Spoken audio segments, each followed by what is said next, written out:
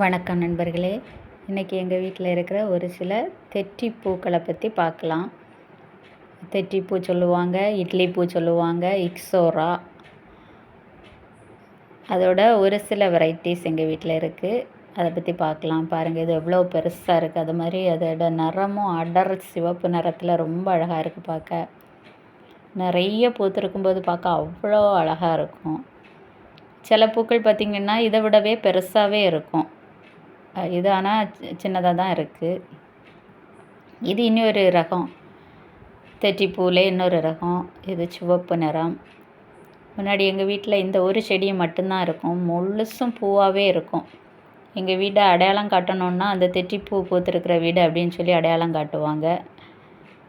இது சிவப்பிலே சின்ன இலைகள் கொண்ட தெற்றிப்பூ, சின்ன இலைகள் சின்ன பூக்கள் கொண்ட தெற்றிப்பூ.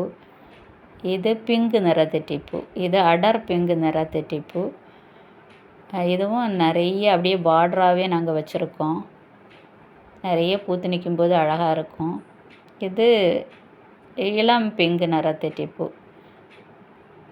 இது சின்ன இலைகளோட இளம் பிங்கு நிற தெற்றிப்பூ.